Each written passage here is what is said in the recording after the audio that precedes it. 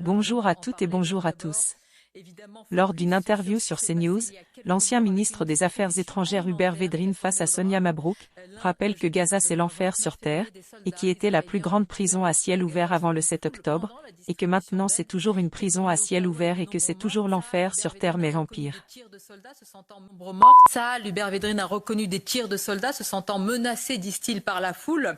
La France a exprimé sa profonde indignation. Bref, il y a une avalanche de réactions. Que dit une telle tragédie de la situation sur place, selon vous? Rappelez-vous que Gaza était déjà l'enfer sur terre, avant. Même Sarkozy le disait il y a quelques années. C'est l'enfer sur terre. La pire prison à ciel ouvert dans le monde. Sarkozy, avant. Bon, donc l'engrenage, l'atrocité des attaques du Hamas, l'horreur de la guerre de Gaza, bon, qu'est-ce que vous voulez? La seule question intéressante, c'est qu'est-ce qui permet d'en sortir? Et alors? Il y a une réponse aujourd'hui, immédiatement alors, à ça. Il y a la réponse court terme. Ouais. Qu'est-ce qui peut permettre d'arrêter les combats? Que les Israéliens aient quand même le sentiment qu'ils ont pour l'essentiel détruit l'activité militaire du Hamas. Il y a l'humanitaire à court terme, etc. C'est pathétique la vie de ces gens. Restons, pardonnez-moi, sur l'humanitaire. La seule vraie question, c'est la solution de fond. Hubert Védrine, pardonnez-moi, je veux encore rester sur la situation, on passe trop vite sur ce sujet-là, parce que là, ce qui se prépare aussi éventuellement, c'est une prochaine offensive terrestre sur Rafah, qui est l'extrême sud du territoire. C'est le dernier vraiment, bastion urbain où les soldats n'ont pas encore pénétré. Quelles conséquences cela aurait sur le terrain? Et je vous vois affecté, semble-t-il, par ces images. Ça sera la même chose en pire. Vous connaissez très bien la situation. Hein. Après l'attaque du Hamas, les horreurs de l'attaque du début, il y a quand même cohésion autour de Netanyahou, même si sa popularité s'est effondrée complètement.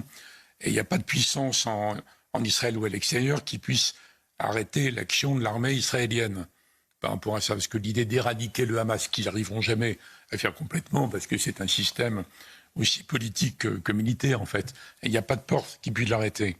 Alors on voit bien que Biden, qui ne peut plus tenir sur la position classique de soutien à 200% à Israël, essaie de corriger, mais en réalité, il n'y a rien qui puisse arrêter vraiment. Et le jour où ça s'arrêtera, vous verrez qu'une grande partie de l'opinion israélienne dit on n'a pas été assez loin.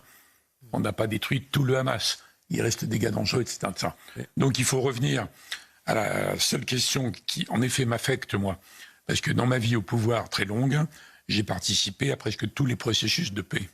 Donc j'ai connu vraiment les petites minorités très courageuses qui, au sein d'Israël, s'étaient résignées à ce qu'il y ait un État palestinien, et au sein du monde palestinien, s'étaient résignées à reconnaître Israël. C'était des minorités, souvent combattues dans leur camp. Ce que j'ai vécu, moi, sur 30 ans et quelques, c'est des batailles féroces dans chaque camp, beaucoup plus qu'un affrontement israélo-palestinien, en fait.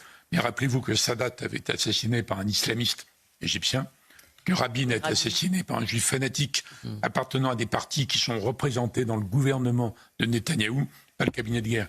Donc, la seule chose, il y a l'urgence, il y a l'humanitaire, il y a la vie de ces pauvres gens. Mais l'urgence, c'est ce que Biden lui-même a dit depuis le début, alors qui n'est pas obligé pour des raisons américaines. Il a dit qu'il faut retrouver une voie vers un État palestinien. Mais il n'est pas entendu, Biden, du tout. On a l'impression que sa parole ne porte pas. Pour le moment. Il attend que, quelque part en Israël, les gens écartent Netanyahou pour mettre au pouvoir le général Gantz, qui est un général répressif ou un gars très dur, répressif. C'est normal du point de vue israélien, pour inspirer confiance, qui réentame un processus.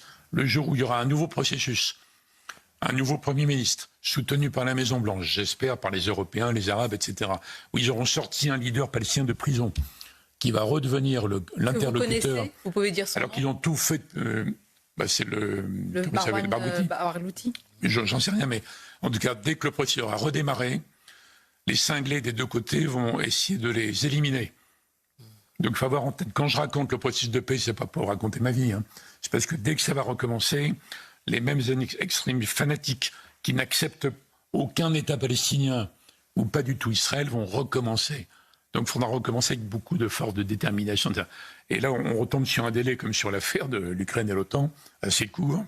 Et voilà. Parce que si Trump revient, toute cette échafaudage est balayé.